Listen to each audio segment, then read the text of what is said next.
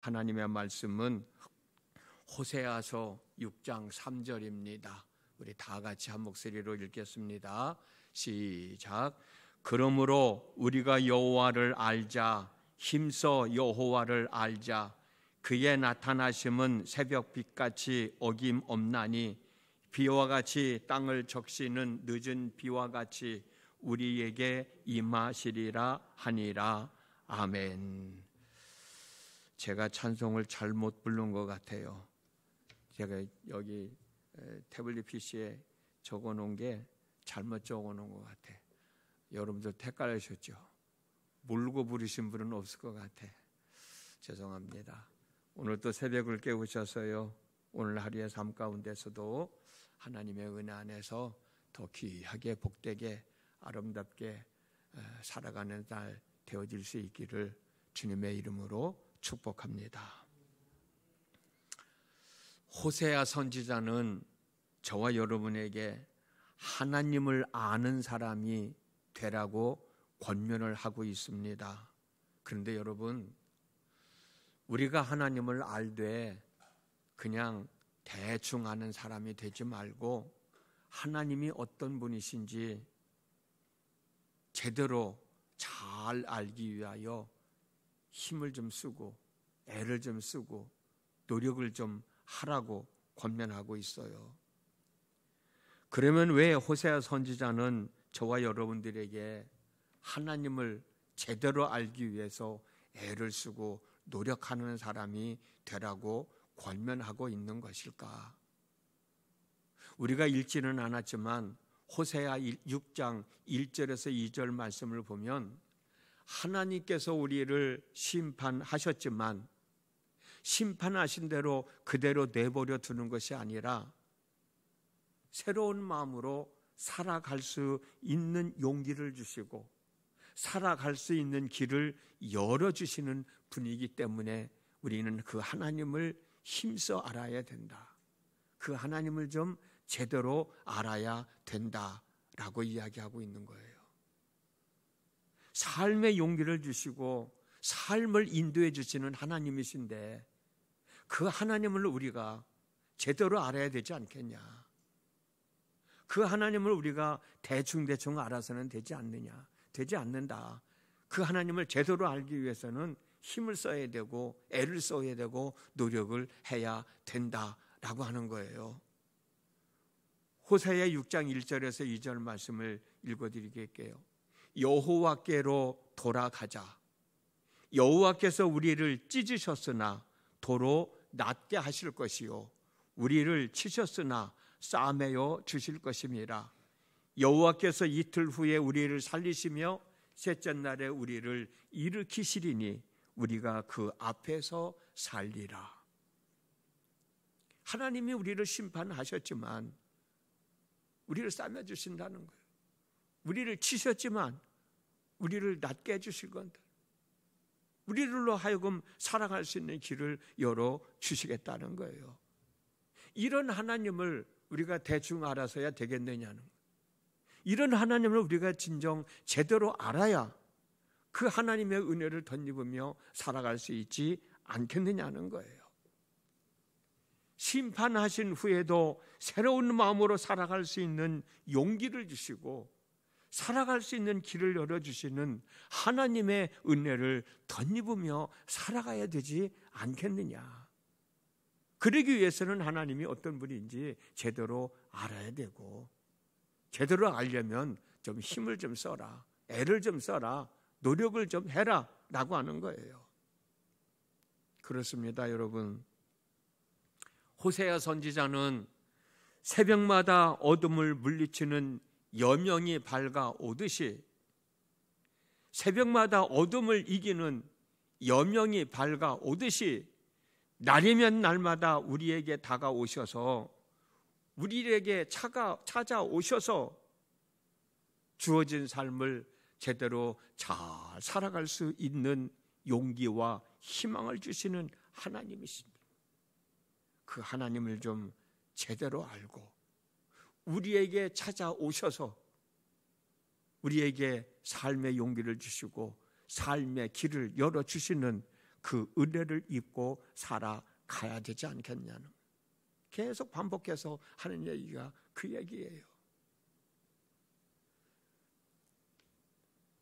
이 땅에는 많은 종교가 있습니다. 많은 신들이 있어요. 그런데 여러분, 이 땅에 있는 모든 종교는 사람이 신을 먼저 찾아갑니다. 그렇지만 우리 하나님은, 하나님이 먼저 사람을 찾아오셨어요. 이게 엄청난 차이죠. 다른 모든 종교는 사람이 신을 찾아가지만 하나님은 당신이 직접 사람을 찾아오셨어요. 이 사실을 제대로 아는 여러분들이 되셨으면 정말 좋겠습니다.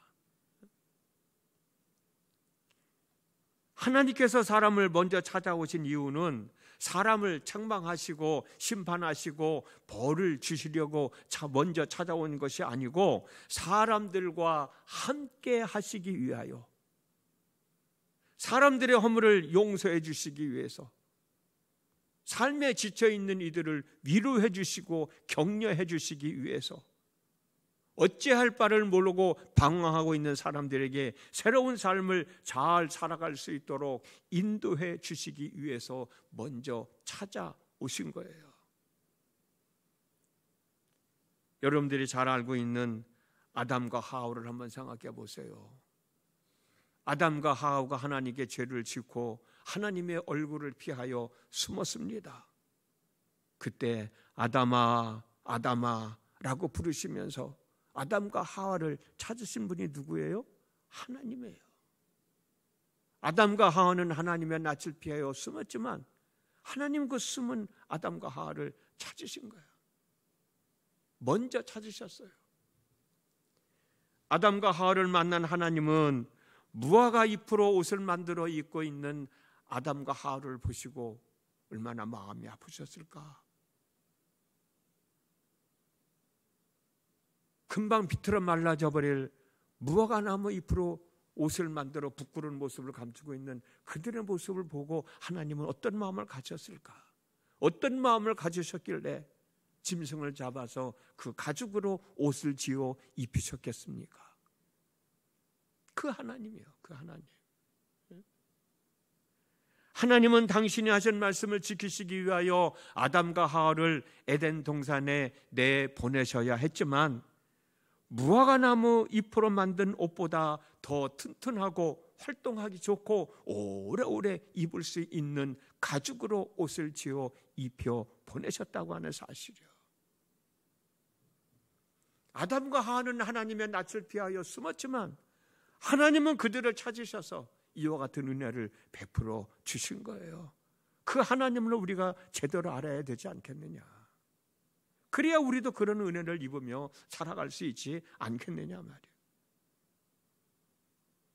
이와 같은 하나님은 지금도 우리에게 먼저 다가오셔서 우리들로 하여금 만족감이 있고 효율적인 삶을 살아갈 수 있도록 은혜를 베풀어 주시는 거예요. 그 하나님을 만나기 위해서 오늘 저와 여러분은 이 자리에 있는 것 아닐까요? 하나 더 말씀드리면 야곱이 아버지 이삭을 속이고 장자의 축복 기도를 받고 도망치다가 빈들에서 돌베개를 베고 잠을 자고 있을 때 하나님은 꿈으로 야곱을 찾아오셨어요. 사다리 하나가 땅에서 하늘로 연결되어져 있고 하나님의 천사들이 사다리를 오리락 내리락 하고 있을 때 하나님의 말씀이 들려옵니다. 그 말씀이 바로 창세기 28장 18절에서 15절 말씀, 표준세번역에 있는 말씀입니다. 나는 주 너희 할아버지 아브라함을 보살펴준 하나님이요 너희 아버지 이삭을 보살펴준 하나님이다. 내가 지금 누워있는 이 땅을 내가 너와 너의 자손에게 주겠다. 너희 자손이 땅의 티끌처럼 많아질 것이며 동서남북 사방으로 퍼질 것이다. 이 땅 위의 모든 백성이 너와 너의 자손 덕에 복을 받게 될 것이다. 내가 너와 함께 있어서 내가 어디로 가든지 너를 지켜주며 내가 너를 다시 이 땅으로 데려오겠다.